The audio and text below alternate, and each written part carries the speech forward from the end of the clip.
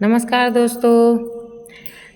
आज हम आपको बताते हैं कि अगर आपको नींद आने की समस्या है तो आपको क्या उपाय करने चाहिए और इससे क्या परेशानी है जिससे आपको रातों में नींद नहीं आती है। नींद आने में दिक्कत होती है, रात में बार बार जाग जाते हैं और दिन में थकान महसूस होती है। कई लोगों में इससे तनाव होने लगता है। यही समस्या बढ़कर स्लीप एंग्जाइटी का रूप ले लेती है।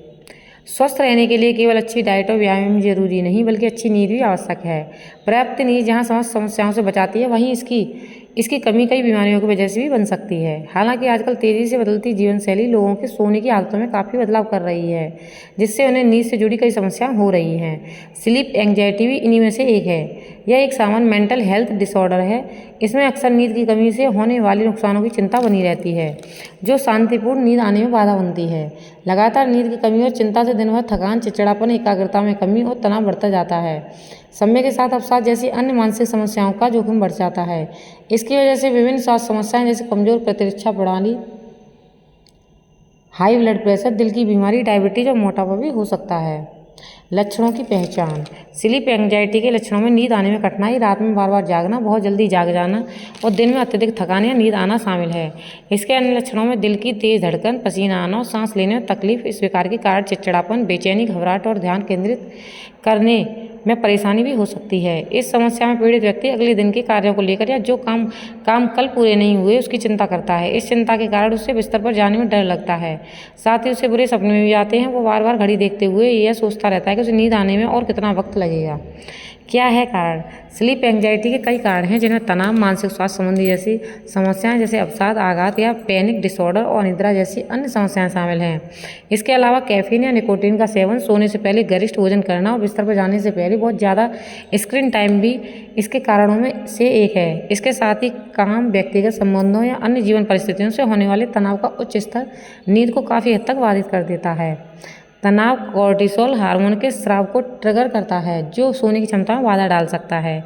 इसके अलावा पिछले दर्दनाक अनुभव और पोस्ट ट्रॉमेटिक स्ट्रेस डिसऑर्डर जैसी स्थितियां नींद के पैटर्न को गंभीर रूप से प्रभावित कर सकती हैं। बेडरूम में हो सुकून का एहसास। बेडरूम अंधकार में होना चाहिए क्योंकि कम रोशनी और अंधेरे में शरीर पूरी तरह से शांत हो जाता है और नींद लेने में मदद मिलती है। शाम और दिन रात के समय बेडरूम में समय बिताने से बचें। अपने कंफर्ट के अनुसार मुलायम गद्दा और तकिया चुनें। इसके अलावा जितना हो सके अपने बेडरूम से इलेक्ट्रॉनिक डिवाइस को दूर रखें और सोने के 1 घंटे पहले से ही फ़ोन का इस्तेमाल करना बंद कर दें। मोबाइल फ़ोन, लैपटॉप और अन्य इलेक्ट्रॉनिक उपकरणों से निकलने वाली ब्लू लाइट मेलाटोनिन के उत्पादन को डिस्टर्ब कर देते हैं। जब ये प्रभावित होता है, नींद की गुणवत्ता पर इसका बेहद नकारात्मक असर पड़ता है। शाम के समय गरिष्ठ भोजन या और अल्कोहल के सेवन से बचना चाहिए। जीवन शैली बदलें। एक ही समय पर सोने और उठने की आदत डालें, यहाँ तक कि वीकेंड पर भी। सोने से कम 6 घंटे पहले कैफीन का सेवन न करें। दिन के समय झपकी लेने से बचें। लेकिन अगर आपकी झपकी लेनी है तो 20 या 30 मिनट से ज़्यादा न सोएं। व्यायाम करें, लेकिन सोने से 2 घंटे पहले एक्सरसाइज करने से बचें। अगर नींद नहीं आ रही है तो सोने से पहले किताब पढ़ें या संगीत सुनें। इसके अलावा आप रात को सोने से पहले breathing exercise, mindfulness meditation, muscles relaxation जैसी गतिविधियों में भी कर सकते हैं, जिससे आपको नींद आने की समस्या से निजात मिलेगी। कॉग्निटिव बिहेवियरल थेरेपी से उपचार।